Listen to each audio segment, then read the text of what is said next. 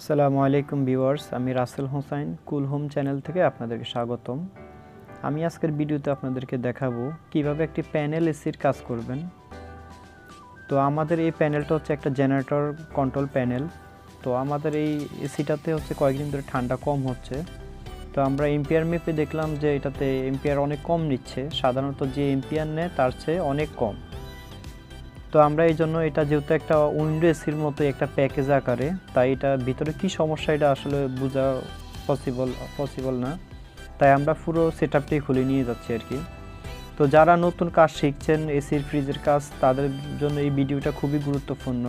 তো না টেনে পুরো ভিডিওটা দেখবেন এবং স্টেপ বাই স্টেপ আমরা কি করছি তা মনোযোগ সহকারে দেখবেন।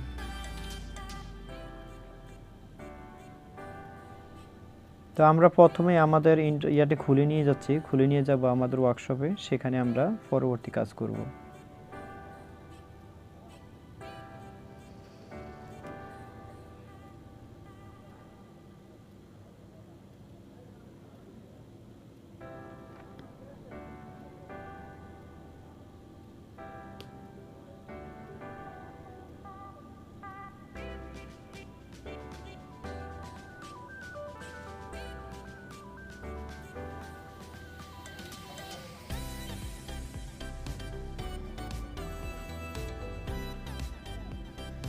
তো আমাদের এসিটি আমরা আমাদের ওয়ার্কশপে নিয়ে এসেছি।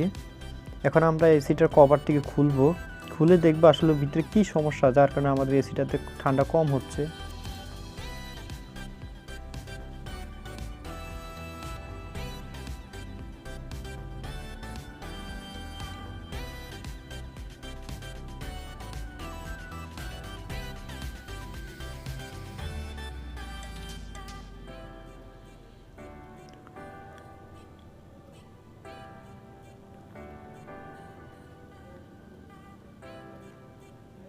প্রথমে আমরা আমাদের উপরের কভারটি খুলে নিলাম।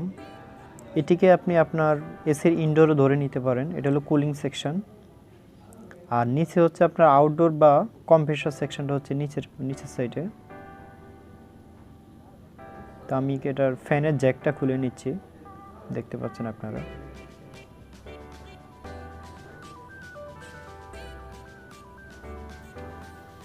এখন আমরা খুলবো নিচের সাইডটা আর কি, যেটা আমরা আউটডোর সেকশন বা কম্প্রেসর সাইড বলতে পারেন।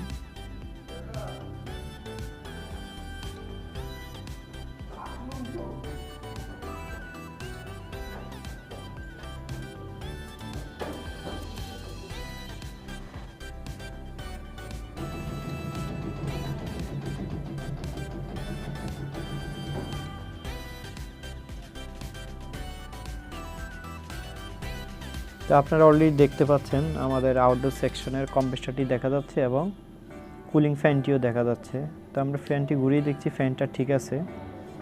অনেক সময় দেখা যায় ফ্যান স্পিড কম হইলে আপনার এই কন্ডেন্সারটি ওভারহিটিং হয়ে ঠান্ডাটা কমে আসে। তো আমাদের ফ্যানটি চলছে, আমরা চেক করে দেখলাম কোনো জ্যাম নেই। তো এখন আমরা এটার ফ্যানের জ্যাকগুলো, কম্প্রেসরের জ্যাকগুলো খুলে নিব। আমাদের কন্ট্রোল সার্কিটটা উপরেই রয়েছে, আপনারা দেখতে পাচ্ছেন। তো খোলার আগে জ্যাকগুলো খোলার আগে অবশ্যই দেখে নেবেন প্রত্যেকটা জ্যাকের সাথে তার মাদারবোর্ডের একটা টার্মিনাল নাম্বার থাকে। এই নাম্বারটা আপনারা অবশ্যই খেয়াল করে রাখবেন, যেহেতু সবগুলো জ্যাক একই রকম। আপনারা যারা এই কাজ করেছেন বা করবেন সেটা খুললেই বুঝতে পারবেন জ্যাকগুলো একই রকম, কিন্তু আপনারা জ্যাকের নাম্বার দেওয়া আছে, নাম্বারগুলো দেখে খুলবেন কোনটা কোথা থেকে খুলবেন।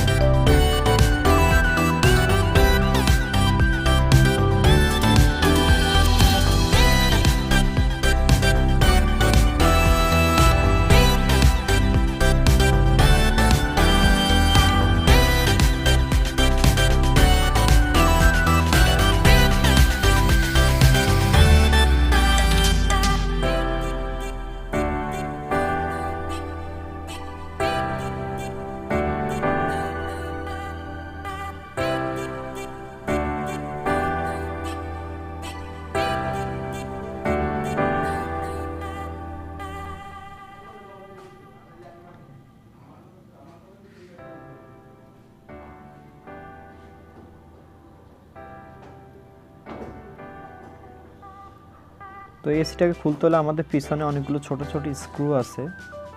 আমরা এটা ক্যাচিং থেকে বের করতে হলে আমাদের এই স্ক্রুগুলো সবগুলো খুলতে হবে। ব্যাক সাইডে।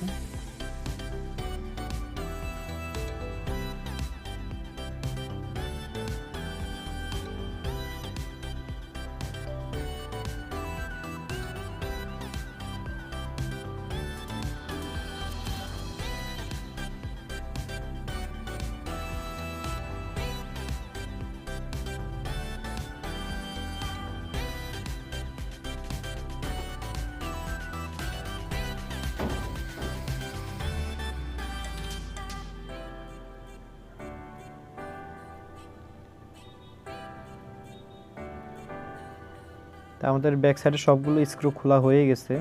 এখন আমরা এই ক্যাচিং থেকে আমাদের পুরো এসির সেটআপটি থেকে বের করে আনবো। এটা খুবই সাবধানে করতে হবে। দুই পাশে কপার টিউব আছে, এগুলোতে যাতে কোনোভাবে চোট না লাগে, না তো আপনার পাইপগুলো লিকেজ হয়ে যেতে পারে।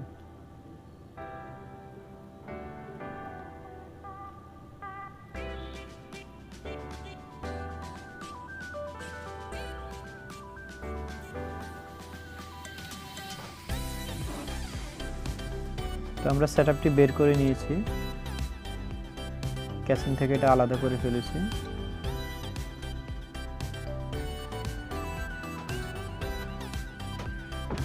এখন আমরা দেখব এটা কোনো ত্রুটি পাই কিনা। তো আমরা একটু সাইড দিয়ে চেক করতেছি কোথাও কোনো ত্রুটি দেখা যাচ্ছে কিনা, কি সমস্যার কারণে আমাদের এসিটা ঠান্ডা কম হচ্ছে।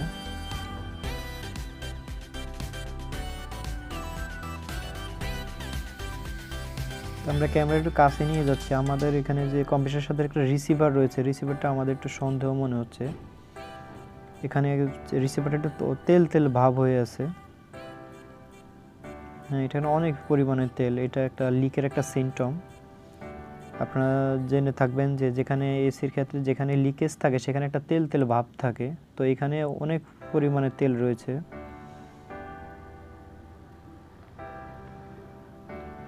তো আমরা এটা থেকে একটু প্রেশার দিব, যেহেতু আমরা ওখানে একটা লিকেজ সিমটম পেয়েছি।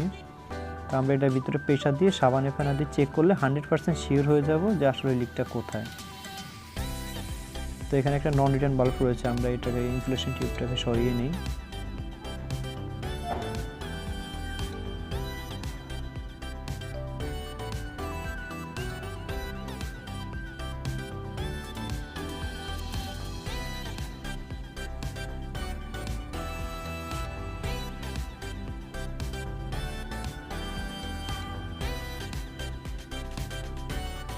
এটার ভিতরে কোনো গ্যাসই নেই। আমরা নন রিটার্ন বাল্বটা চাপ দিয়ে দেখলাম, ভিতরে একদম বিন্দু পরিমাণ গ্যাসও নেই। তো এখন আমরা আমাদের গ্যাস মিটারটা লাগাবো।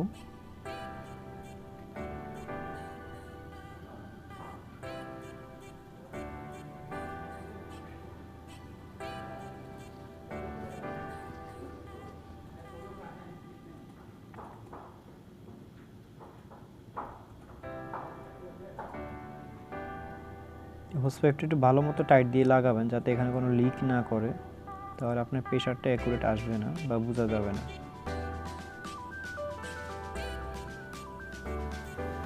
তো এটার মধ্যে কোনো প্রেশার নেই, একদম প্রেশার জিরো।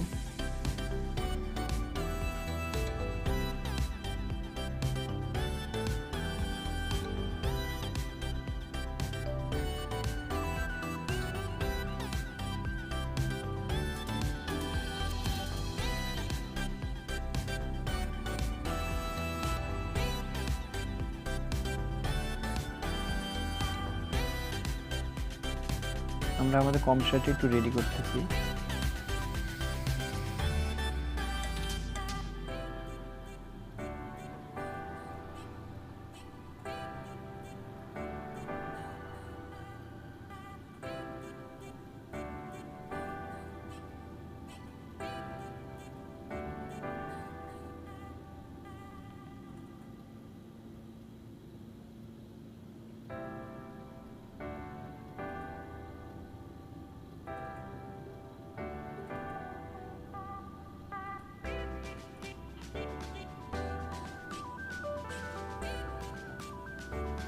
আমরা প্রেশার দিচ্ছি অলরেডি, আমাদের প্রেশারটি খুব একটা উঠছে না কারণ এখানে লিকটা অনেক বড় দেখা যাচ্ছে। তো আমরা এখন সাবান ফেনা দিয়ে দেখাবো আপনাদেরকে, তাহলে এর অ্যাকুরেসিটা 100% বোঝা যাবে যে আসলে লিকটা কোথায়। দেখতে পাচ্ছেন লিকটা অনেক বড়। যার কারণে আমাদের গ্যাস একদম জিরো হয়ে গেছিলো, এটার ভিতরে কোনো গ্যাসই ছিল না। আমাদের লিকটা হয়েছে একদম রিসিভারের গোড়া কম্প্রেসারের সাথেই, ফ্যান আর থাকছেই না।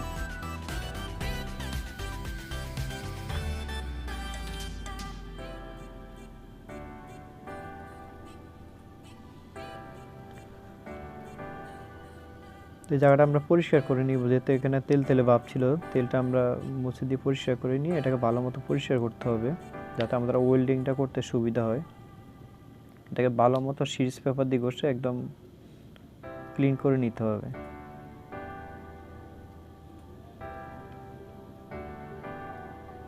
তেল তেলে ভাব কখনোই রাখা যাবে না, তাহলে আপনার ওয়েল্ডিং ভালো মতো হবে না এবং লিক থেকে যাবে।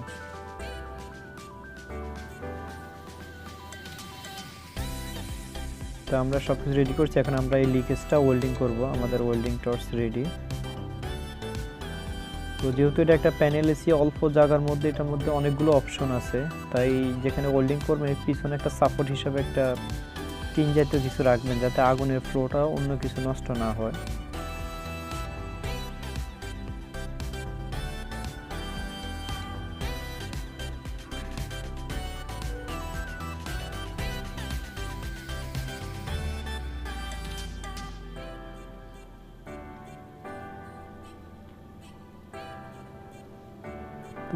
আমাদের ভিডিওটা একটু লম্বা হতে যাচ্ছে, যেহেতু আমরা একদম প্রথম থেকে শেষ পর্যন্ত পুরো জিনিসটাই আমি আপনাদেরকে কাছে তুলে ধরবো, তাই না টেনে পুরো ভিডিওটা দেখার অনুরোধ রইল,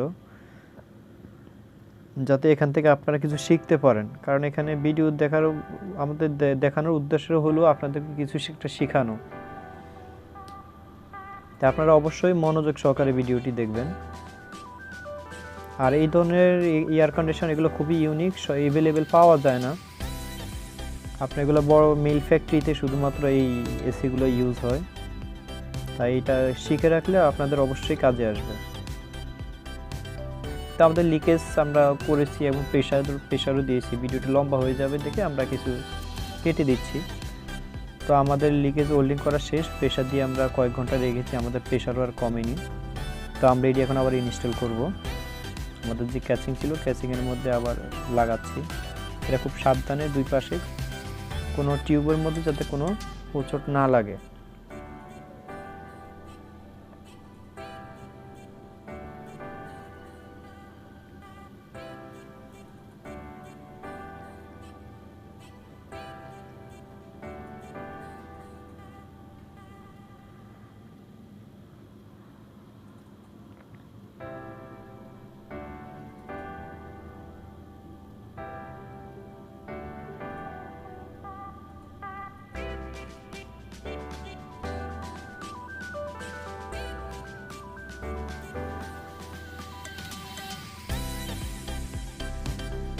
তো লাগানোর পর আমাদের স্ক্রুগুলো যেখানে যেটা ছিল স্ক্রুগুলো লাগাই নিতে হবে সুন্দরভাবে। আমাদের সামনে দুটো স্ক্রু আমরা লাগিয়ে নিচ্ছি এবং পরের পিছন সাইডেও যে স্ক্রুগুলো রয়েছে সেগুলো লাগাতে হবে।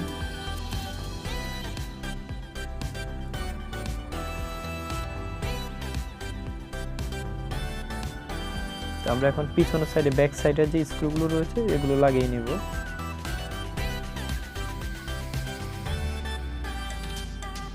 সবগুলো স্ক্রু লাগাতে হবে। মনে রাখবেন এই পাশে হচ্ছে আপনার পানির ড্রেন লাইন রয়েছে, আপনি একটা স্ক্রু যদি লুজ রাখেন তাহলে এই পানিগুলো নিচে পড়বে, নিচে বেস প্লেটে পড়বে, তাহলে আপনার এসিডি নষ্ট হয়ে যাবে এবং আপনার প্যানেলও ক্ষতিগ্রস্ত হবে। তো এখন আমরা আমাদের জ্যাকগুলো লাগাচ্ছি।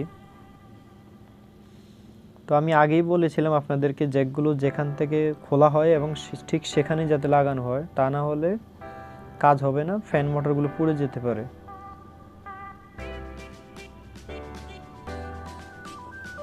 তো আমাদের জ্যাকগুলো লাগানো হয়ে গেছে, এখন আমরা এটাকে চালাবো।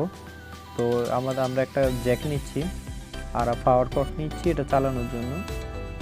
আমরা এগুলো রেডি, আমরা জ্যাকটা এখন লাগাবো। আমাদের কাছে যেহেতু একটা জ্যাক রয়েছে জেনারেটরের অরিজিনালের একটা জ্যাক, ওইটি আমরা লাগিয়ে নিয়েছি। আর আমরা এটা লাগানোর জন্য যে এসির সাথে যে ডিসপ্লেটা রয়েছে সে একটা স্পেয়ার ডিসপ্লে এখানে লাগাই নিতে হবে, বা আপনি চাইলে আপনার অরিজিনালের যে ফ্রন্ট কভারটি রয়েছে সেটিও এখানে লাগাতে পারেন, কোনো সমস্যা নেই।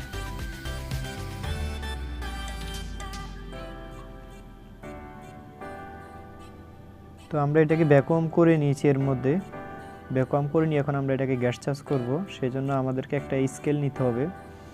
স্কেলের উপর আমরা এটাকে পরিমাপ করে গ্যাস চার্জ করব। আগে আপনাকে অবশ্যই দেখে নিতে হবে, এটা নেম প্লেট দেখলে আপনারা সবই বুঝতে পারবেন। নেম প্লেটে বিস্তারিত সব কিছু দেওয়া আছে, এটি খুবই গুরুত্বপূর্ণ, দেখে নিন। আমাদের এখানে গ্যাস ইউজ হচ্ছে R134, আপনারা দেখতে পাচ্ছেন। আমাদের এখানে গ্যাস লাগবে হচ্ছে 100 গ্রাম। এই 100 গ্রাম গ্যাস আমাদের এখানে দিলেই চলবে, তবে আমরা একটু বেশি দিব। আমরা দেখতে পাচ্ছেন এখানে এখন 8 কেজি গ্যাস রয়েছে, 8 কেজি সামথিং। তো আমরা এখান থেকে 200 গ্রাম পরিমাণে গ্যাস দিব, কারণ আমরা যখন আমাদের হোস পাইপটি খুলবো, খোলার সময় কিছু গ্যাস এখান থেকে বের হয়ে যাবে, যার কারণে আমরা একটু বেশি দিচ্ছি, 100 গ্রাম বেশি দিচ্ছি। যেহেতু এখানে অল্প জায়গা, তাই এখানে প্রেশার অনেক বেশি। এখানে সামান্য পরিমাণে যখন কমবে, তাহলে প্রায় এখানে অনেক প্রেশার কমে যাবে, যার কারণে আমরা 200 গ্রাম দিচ্ছি। তো আমরা এখানে 7 কেজি 800 গ্রামের কাছাকাছি রাখবো, তাহলে 200 গ্রাম হবে।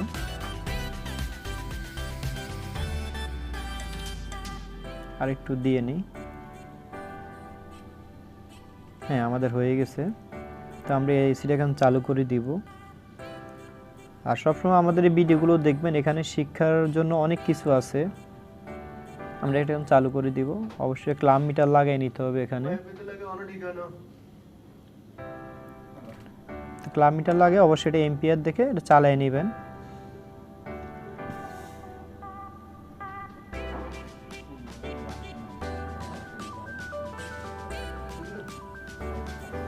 তো আমরা লাগাবো এখন। তো থ্যাংক ইউ গাইস, এরকম ভিডিও আমাদের পেজে পেতে হলে আমাদের চ্যানেলটিকে অবশ্যই সাবস্ক্রাইব করে রাখবেন।